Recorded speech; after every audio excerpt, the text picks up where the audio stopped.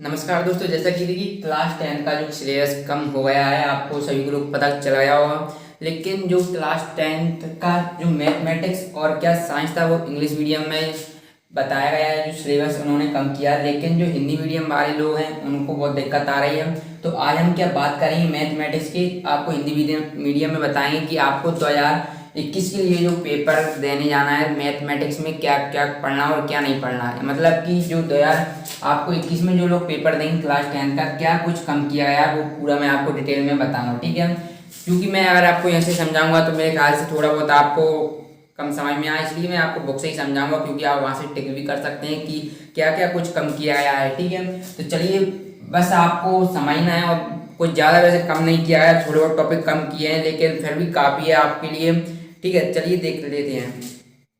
तो यहाँ से आप देख सकते हैं जो यूनिट 1 है क्या, रियल नंबर में आपको देखिए, वैसे आपको इंग्लिश मीडियम में तो पता चल ही गया हो क्या, यूक्लिड डिवीजन लेमा हटाया गया है। तो हम चलिए देख लेते हैं, पहले फर्स्ट चैप्टर निकाल लेते हैं, ठीक है। देखिए फर्स्ट चैप्टर ये क्या, रियल नंबर यानी वास्तविक संख्या है, ठीक है। यहाँ पर आपको क्या यूक्लिड डिवाइजन लेमा यानी यूक्लिड विभाजन प्रेम का जो आपको देखिए 1.2 है, ये यूक्लिड विभाजन प्रेम का ये टोटली हटा दिए, यानी कि जो आपकी प्रश्नावली है 1 मैं यहाँ पर आपको बता देता हूँ 1.1 ये पूरी टोटली बेस्ड इसी पर आधारित है, यानी कि आपको ये बिल्कुल भी नहीं करना है, ठीक है। बस आपको ये फर्स्ट चैप्टर में ओनली सिर्फ यही अकेला हटाया गया है, तो आपको ये ओनली नहीं करना है, ठीक है। चलिए इसके बाद नेक्स्ट देख लेते हैं क्या, पॉलिनोमियल यानी आपको बहुपद में से, ठीक है, क्या क्या हटाया गया है, ठीक है। बहुपद में आपको क्या वास्तविक, यहाँ पर देख सकते हैं गुणांक वाले बहुपद के लिए विभाजन, यानी कि जो आपको, चलिए सेकेंड इसको तो आप अच्छी तरीके से कर लीजिए क्योंकि वेरी वेरी इंपॉर्टेंट है बस 2021 के लिए, क्योंकि 20 में नहीं पूछा गया था एक भी अपरिमेय संख्या का, ठीक है। और ये हटा भी नहीं, ये नहीं हटाया, ओनली आपको 1.1 हटाया गया है, ठीक है। चलिए अब सेकंड पर हम आ जाते हैं, जो कि आपका पॉलिनोमियल बहुपद है, ठीक है। इसमें से आपको क्या देखिए, कुछ यहाँ से तो कुछ नहीं हटाया गया, लेकिन ये जो एक्सरसाइज है 2.3, चलिए हम वहाँ पर पहुँच लेते हैं 2.3, ये 2.2 है, ये तो इम्पोर्टेंट है, आप अच्छी तरीके से कर लेना।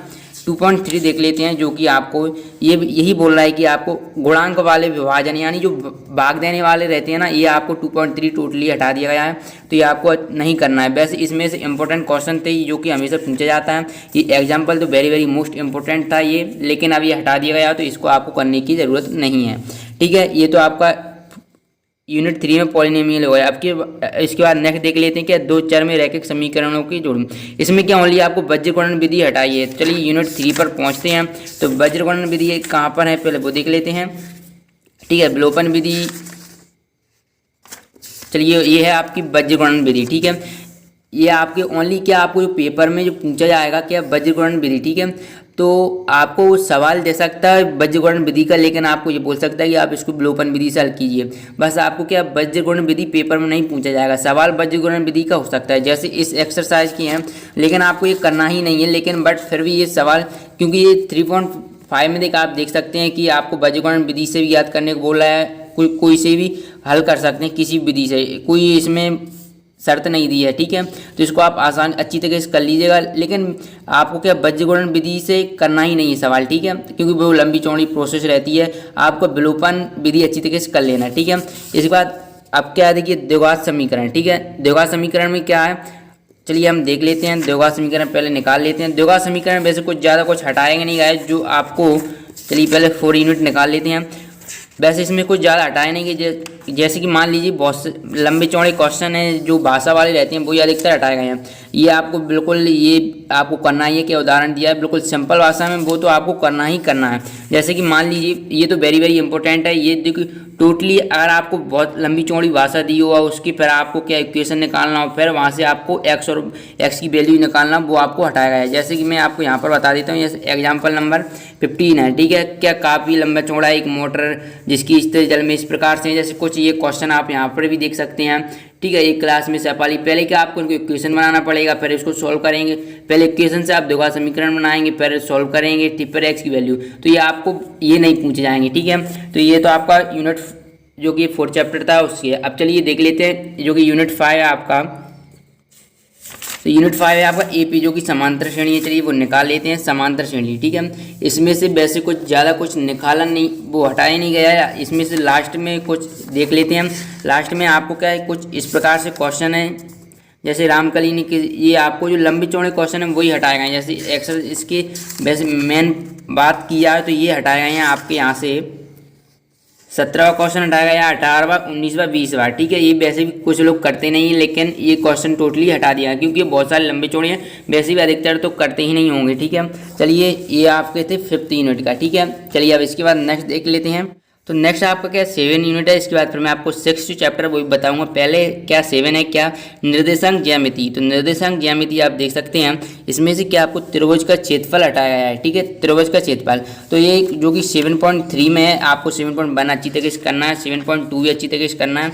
जो आपकी एक्सरसाइज है 7.3 आप देख सकते हैं, ये इसमें क्या आप देख सकते हैं यहाँ पर कि त्रिभुज का क्षेत्रफल, तो ये जो त्रिभुज का क्षेत्रफल आपका हटाया गया है, आप देख सकते हैं त्रिभुज का क्षेत्रफल। ठीक है, तो यहाँ पर क्या बोल रहा है कि उस त्रिभुज का क्षेत्रफल ज्ञात कीजिए, तो ये टोटली के त्रिभुज के क्षेत्रफल ज्ञात करने पर ही बताया गया, तो ये आपको 7.3 बिल्कुल भी नहीं करना है। ठीक है, इसके बाद हम ट्रायंगल्स पे आ जाते हैं, जो कि आपका क्या है त्रिभुज। ठीक है, ये आपका है 6 यूनिट यानी 6 चैप्टर है। ठीक है, इसमें क्या आपको ओनली 2 थ्योरम जो प्रमेय है वो हटाएंगे कि 2 समान त्रिभुज के क्षेत्रों को अनुपात उनके संबंधित पक्षों के वर्गों के अनुपात के बराबर होता है। तो आप यहाँ से तो जो आपका चैप्टर 6 है त्रिभुज, उसमें से क्या आपको जो प्रमेय है 6.6 ये हटाया गया है। ठीक है, और इसके बाद जो प्रमेय है 6.9 वो वाली हटाई गई है, और इसमें से कुछ ज़्यादा कुछ हटाया नहीं गया, और आपको सभी कुछ करना है क्या 6.9। ठीक है, चलिए इसके बाद नेक्स्ट देख लेते हैं, जो कि आपका है सर्किल है। ठीक है, सर्किल में क्या कुछ नहीं हटाया गया, आपको पूरा ही पढ़ना है। ठीक है, सर्किल में जो कि आपका 10 चैप्टर है। ठीक है, चलिए इसके बाद नेक्स्ट देख लेते हैं, जो कि आपका रचना है 11 चैप्टर है। ठीक है,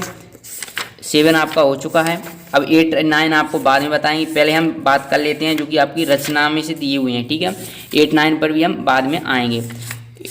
तो आपका क्या जो 10 चैप्टर है जो कि सर्किल है, उसमें से कुछ नहीं हटाया गया, तो आपको ये पूरा करना। और जो 9 चैप्टर है 9, इसमें से भी कुछ नहीं हटाया गया है, तो ये आपको पूरा ही करना है 9A। ठीक है, इसमें वैसे ओनली एक ही प्रश्नावली है, इसमें 16 क्वेश्चन है, पूरे ही आपको करना है। लेकिन जो 9 हुआ और 10 चैप्टर, इसमें से कुछ नहीं हटाया गया है, तो ये आपको पूरा का पूरा करना है।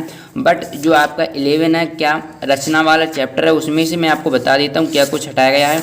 तो चलिए पहुँच लेते हैं। ठीक है, तो जो आपका रचना वाला है, चलिए देख लेते हैं क्या एक दिए गए त्रिकोण के समान एक त्रिकोण का निर्माण। ठीक है, मतलब कि उसमें ये बोल रहा है कि आपको टोटली जैसे कि मान लीजिए आपका क्वेश्चन है, मान लीजिए ये है कि एक दिए गए त्रिभुज ABC के एक समरूप एक त्रिभुज की रचना कीजिए, यानी आपको जो त्रिभुज दिया है उसी की रचना करवा रहा है। यानी यही बोला है कि आपको जो समान दिया है वो नहीं करना है, यानी कि जो आपका 11.A है वो आपको छोड़ देना है। ठीक है, 11.A आपको नहीं करना है। ठीक है, लेकिन आपको 11.2 करना है बहुत ही अच्छी तरीके से। ठीक है, तो इसको आप अच्छी तरीके से कर लीजिएगा। ठीक है, इसके बाद नेक्स्ट हम अब पहुँचते हैं क्या रचना के बाद इंट्रोडक्शन ऑफ ट्रिग्नोमेट्री। ठीक है, चलिए त्रिकोणमिति पर पहुँच लेते हैं। त्रिकोणमिति जो कि आपका 8 यूनिट है। ठीक है, देखिए ये इसमें क्या आप यहाँ पर देख सकते हैं कि अनुपात जो कि 0 डिग्री और 90 डिग्री परिभाषित किया गया हो। ठीक है, तो आप यहाँ पर देख सकते हैं ये जो चार्ट बना है 0 से 90 डिग्री के लिए ही बनाया है। ठीक है, तो यहाँ पर आप जो कि टोटली आप यहाँ से स्टार्ट करेंगे कुछ विशिष्ट कोणों की त्रिकोणमितीय अनुपात। ठीक है, यहाँ से कुछ विशिष्ट कोणों की त्रिकोणमितीय अनुपात यानी 8.1 आपको अच्छी तरीके से करना है। ठीक है, तो ये आप यहाँ से थोड़ा और पढ़ेंगे 0 डिग्री और 90 डिग्री के त्रिकोणमितीय अनुपात। ठीक है, और आगे आप यहाँ पर टिप्पणी देख लीजिए कि उपरोक्त सारणी में आप देख सकते हैं कि जैसे जैसे कोण A का मान 0 से 90 डिग्री तक बढ़ता है, साइन A का मान 0 से बढ़कर 1 हो जाता है, वगैरह वगैरह दिया है। आप यहाँ से इससे आप अंदाजा लगा सकते हैं कि जो 0 से 90 डिग्री के जो परिभाषित किया गया है जो एक्सरसाइज आपकी है 8.2, तो ये आपको छोड़ देना है। ठीक है, तो ये आपको छोड़ देना है। वैसे इसमें थोड़ा डाउट है, क्लियर मैं आपको नहीं बोल रहा हूँ, लेकिन 8 अधिकतर आपको ये छोड़ देना है। ठीक है, इसके बाद नेक्स्ट जो है आपका त्रिकोणमिति की जो आपका होगा पर क्या आगे चलते हैं पूरक कोण। तो ये पूरक कोण नेक्स्ट है टॉपिक पूरक कोणों के त्रिकोणमितीय अनुपात। तो ये है आपका पूरक कोणों के त्रिकोणमितीय अनुपात, ये तो सेपरेट दिया हुआ है। ठीक है, तो इसमें से आपको क्या करना है, ये जो 8.3 है ये आपको टोटली छोड़ देना है। ठीक है, इसमें से नहीं पूछा जाएगा 8.3 में से। ठीक है, अब हम चलिए नेक्स्ट बात कर लेते हैं। ठीक है, तो ये आपका हुआ है अब क्या एरिया रिलेटेड टू सर्कल्स। ठीक है, तो ये आपका जो 12 चैप्टर है प्रॉब्लम, चलिए आ जाते हैं 12 चैप्टर। 11 तक हमने बात कर ली थी, तो ये 12 चैप्टर में कुछ ज़्यादा हटाया नहीं गया। जो आपको क्वेश्चन में 120 डिग्री के जो कोण बन रहे हैं ओनली वही सवाल हटाए गए हैं। जैसे कि मान लीजिए मैं एग्जाम्पल के तौर पर 1-2 आपको बता देता हूँ। ठीक है, और कुछ आपको ज़्यादा कुछ हटाया नहीं गया। जैसे मान लीजिए एग्जाम्पल 3 है, इसमें से कोण क्या 120 डिग्री का जो कि केंद्र पर बन रहा है, क्या 120 डिग्री की केंद्र कोण पर समस्या है, ठीक है। तो ये आपका बनना है, तो ये आपको क्वेश्चन पेपर में नहीं पूछा जाएगा। 100 जितने भी क्वेश्चन हैं आप देख लीजिएगा, ठीक है। इसके बाद नेक्स्ट है कि शंकु जो छिन्नक वाला है, यानी कि आपका 13 चैप्टर है। चलिए बात कर लेते हैं। 13 चैप्टर में से कुछ वैसे कुछ ज़्यादा कुछ हटाया नहीं गया है। जो लास्ट प्रश्न वाली है शंकु, ये है 13.4, ठीक है। तो इसमें से अधिकतर जो शंकु छिन्नक ये लेंदी क्वेश्चन है, वैसे वैसे कम पूछे जाते हैं, यही आपको टॉपिक कम किए गए हैं, ठीक है। इसके बाद नेक्स्ट है जो कि आपका प्रोबेबिलिटी में से आपको कुछ हटाया नहीं गया है, ठीक है।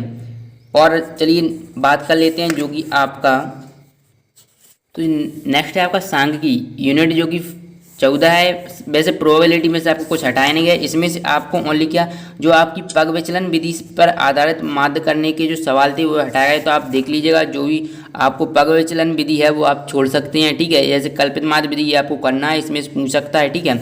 और इसमें से जो लास्ट प्रश्नावली में से आपको पूछे जाते हैं संचयी आवर्ती ग्राफ, जो कि लास्ट एक्सरसाइज में, चलिए देख लेते हैं, वो भी आपको टोटली हटा दिया गया। तो कहाँ पर, चलिए ये देख लेते हैं, जो कि आपका संचयी ग्राफ वाले हैं। जैसे कि संचयी बारंबारता बंटन का आलेखी निरूपण, ठीक है। तो चलिए ये आपका है, ठीक है। तो ये आपका जो एक्सरसाइज है जो आपकी है 14.4, तो ये आपकी टोटली हटा दी गई, जो कि इसमें कुछ वैसे 3 ही क्वेश्चन है, कुछ ज़्यादा क्वेश्चन नहीं, ठीक है। तो इस प्रकार से आपका सिलेबस कम किया गया है। वैसे अधिकतर चाहे तो जिन लोगों का मैथमेटिक्स हो गया वो कर सकते हैं पूरा, क्योंकि कुछ ज़्यादा सिलेबस कम, जो टॉपिक कम नहीं किए गए हैं, 1 ही 2 टॉपिक हर चैप्टर में कम किए गए हैं। तो वैसे तो अधिकतर आप लोगों का मैथमेटिक्स पूरा हो गया होगा, तो मैं आशा करता हूँ कि आप सभी लोग करें, लेकिन कर लिया हो तो अच्छी बात है, लेकिन जिन लोगों ने नहीं किया वो जो हटा दिया गया टॉपिक वो कर सकते हैं, ठीक है। वीडियो अच्छी लगे तो वीडियो को लाइक करें, अपने दोस्तों के साथ शेयर जरूर करें। मिलते हैं नेक्स्ट वीडियो में साइंस के, आपको अगर चाहिए तो कमेंट बॉक्स में आप बता सकते हैं। धन्यवाद।